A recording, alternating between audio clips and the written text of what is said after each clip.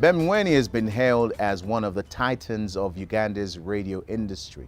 A presenter on KFM radio, his career has spanned nearly 15 years. He joins me here today. Ben, welcome to Turning Point. Thank you very much. Now, of course, the first time we met was in the world of radio, and you kindly helped me navigate the shores of Uganda. How did the radio thing start for you? Interestingly, when I was a teenager, there was this guy on the radio who had a really nice, smooth, silky voice. And everywhere that you went, the girls were all, oh.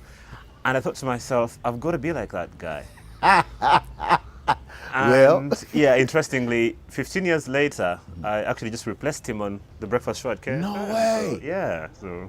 So now, for you, most of us know you as Ben, the man that can either get you the president, or you can get, or they know you as Ben, the Christian man. Because I've heard a lot of young people, young artists, who refer to you as a mentor, or someone they look up to. It wasn't always like that. Well, in a way it has, but I think it's more because of the things that I've gone through than anything else. I believe that as a Christian, one of the biggest strengths you have is the ability to be able to own up to your mistakes and responsibilities and be able to be humble about them. And I'm not one to shy away from saying, hey, I messed up. And so I think that has endeared me to a lot of people. So you get a lot of young people coming up to you and saying, how did you handle that? And all this was being said about you when you messed up like this or messed up like that. Mm-hmm. How did you manage to keep it together? And I think being able to do that helps to inspire people. Right. And I guess it's why they'll look up to you. So now, in the journey of the country, there seems to be so many young people. I think the statistics you told me one time was something like 70% are 30 and under, which seems amazing. What then the power of radio. Statistics show us that radio has such a reach, especially to young demographic. Do you ever feel pressure to say the right things or do the right thing, especially now you're older? Your elder statesman, as they call you. On the contrary, I think I'm known for having a very loud mouth. I have a chronic case of foot-in-mouth disease. So, and I guess one of the things that makes me a little bit popular, because I say things as I see them. I'm known for being very politically incorrect. So I'll say whatever comes to my mind. If I think someone is doing something silly, I'll say that, regardless of who that is. And sometimes that causes you a lot of problems, of course. But radio has such an amazing power. I think right now we've got about 98% reach for radio in Uganda. It's still the most powerful medium in the country. And so it presents an opportunity for you to be able to have a lot of influence on people, and on young people especially. Like you said, about 65% of our population is below 18. So it gets a bit crazy. So now for you, what's the message that you share, apart from the message of be yourself and speak your mind? What are some of your pet subjects, especially when you look at the generation behind you and you look at Africa as a whole, and then you yourself, you have a clear mind as to how we're perceived by the rest of the world? And I know that's one of the things that you think, we can't let this happen. What are some of your pet subjects?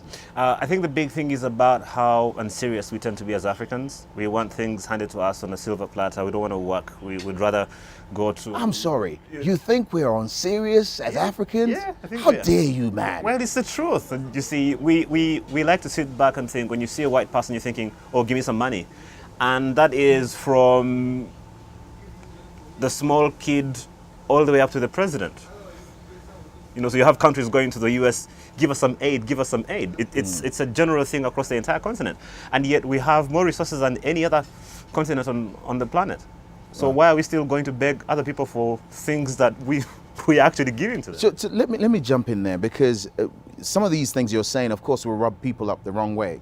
And if you're talking the church or theological, they'll say people like you have a prophetic voice, because prophets are always winding us up with things we don't want to hear. So how does your faith sit with the things that you see and the things that you say? How does your faith inform all that? I think the church has made a lot of mistakes by going the road of religion rather than actually being followers and disciples of Jesus. When Jesus was here, he spent more time moving around and doing stuff with the people than just preaching. He actually used his actions more than he did words. Mm-hmm. The church seems to focus a lot more on words these days, and you have a lot less of people being encouraged to think and do stuff. Right now we are in a phase of everything is about your miracle is around the corner. Your miracle is around the corner. In my opinion, I think that's very immature. Miracles are just supposed to be one-offs when things are, out of hand. But on the whole, God expects us to be examples. He put us on this planet and said, I've given you dominion. I've given you this little round, nice planet to take care of. Have dominion over it and take care of it. And we're not doing that, especially as a church. We're letting the rest of the world tell us what to do with the world. And look at how that's working out for us. So finally, Ben, so we skip forward another 70 years and Ben is chilling with pina colada on some beach somewhere in South Africa. Probably been in heaven in 70 years. No, with all the hormones they have around these days, it could stretch things out, and you look back at your journey of dominion, as you put it, on earth. What would you like to see and what would you like us to say? Because I'll be 120 by then. Wow. I just want to see people come to the realization of who they are, the fact that they were made in God's image. I think people have forgotten that a lot. I mean, especially in the church. We talk a lot about the things that we want to do and the blessings and all of that, but we forget the most important thing, which is the fact that God made us in His image and we are here as ambassadors of His kingdom.